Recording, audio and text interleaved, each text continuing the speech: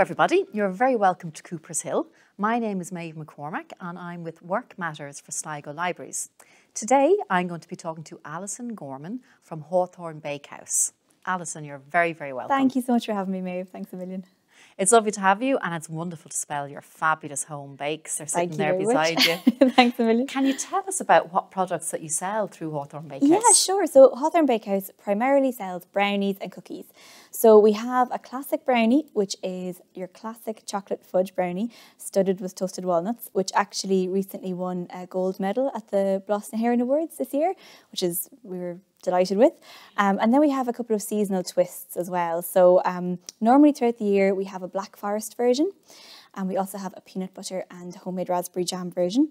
We're going very Christmassy at the moment, so we have a mince pie brownie, which is really nice. It's kind of like all the flavours and fruit of a mince pie, but with chocolate, and it's just a great combination of flavours. And we have a spiced orange and hazelnut brownie.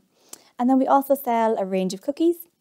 There are, you know, kind of classic chocolate chip cookies, lots of chocolate in our bakery, but we also have gluten-free options. We have lots of fruit-based options, like we have a raspberry shorty, which has homemade raspberry jam and a really buttery biscuit base. So we try to, you know, make everything completely homemade. So everything from the jam, everything is made by us in our own kitchen. So it sounds like you have a fabulous range of products. Yeah, we try to keep it interesting. You do. So Where can people get the products? Our bakery is online, so it's like having, you know, it's like going to a normal bakery that you would go and have a look at like a range of things, but it's all on our website, which is hawthornbakes.ie.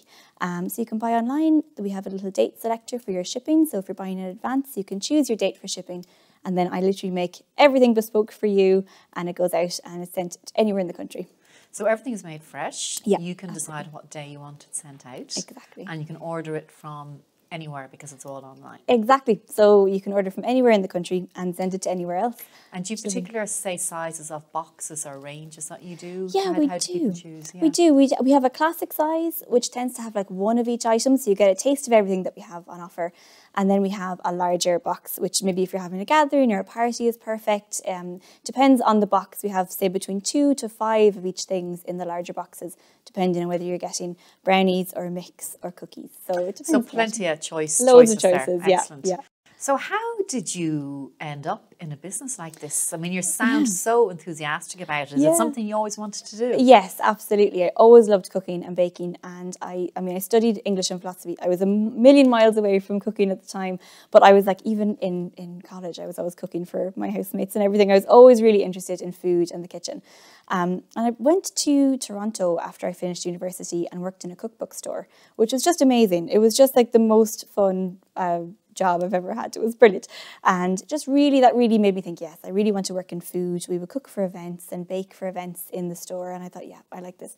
And then you moved on, did you, to work in a cafe? Yes, I did. I went to Ballymaloe before that. Okay. I went to Ballymaloe and did the 12-week cookery course there, and then got some experience in a cafe in Dublin, which was brilliant, where we made everything fresh from scratch, which is exactly what I do here.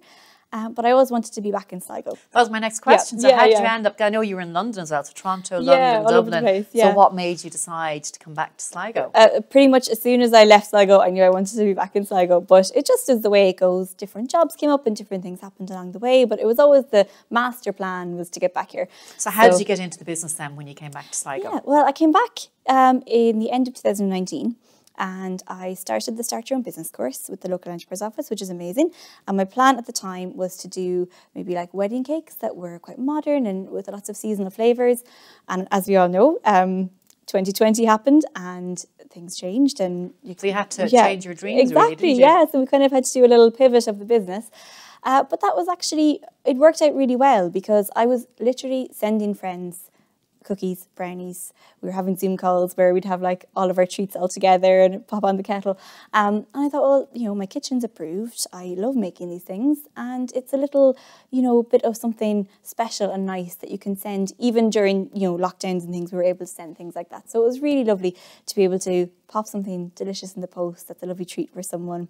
You can send it to a friend, you can send it to family, birthdays, any celebrations. And so Hawthorn was born.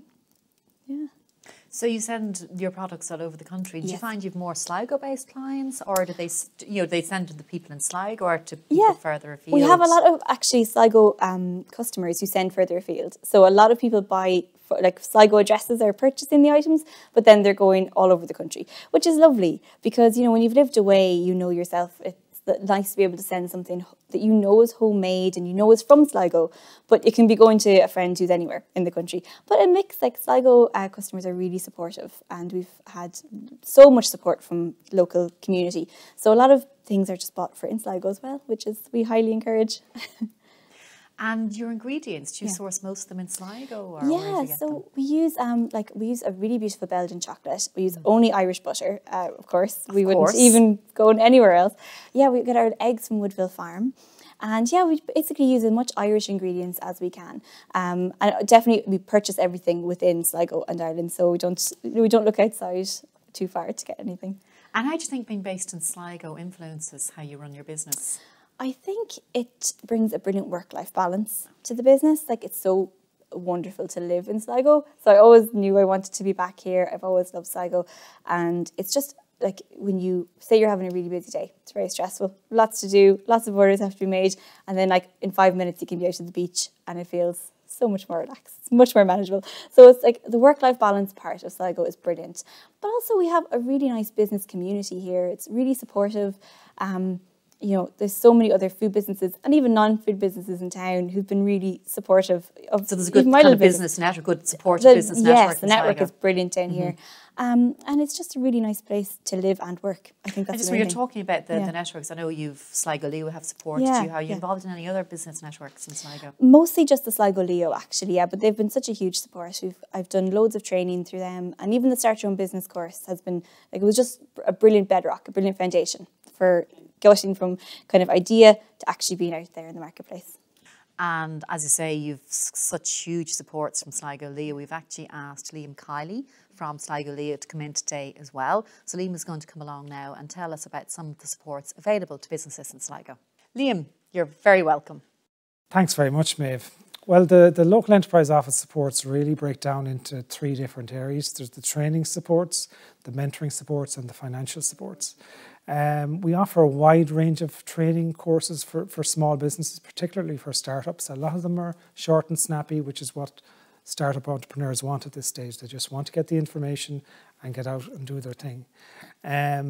We offer training courses in marketing, in digital marketing, in finance, in HR, a range of different areas.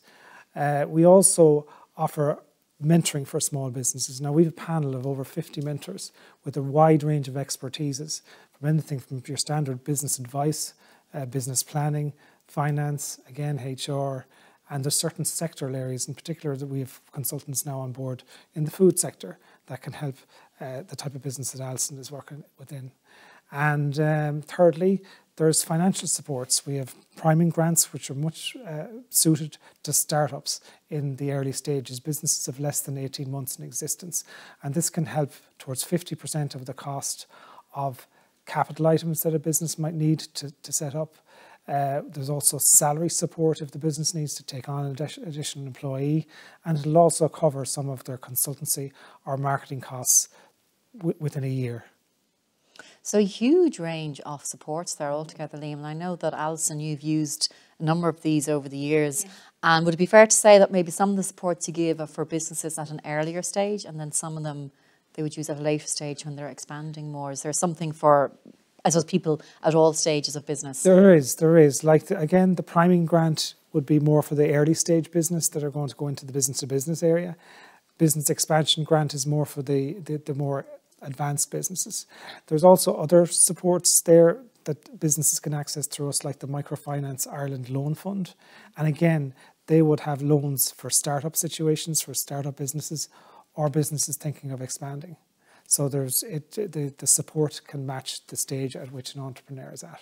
Okay, so something for every stage of business by the sounds of things from Sligo Leo. Liam, thanks very much for all that. It's been really, really informative. And Alison, thank you so much for coming in to talk to us today. Thank you so much, Maeve. Have a wonderful Christmas, and I hope you're run off your feet. Thank you, you too. Thanks very much. Thank you. Thanks very much from Coopershill.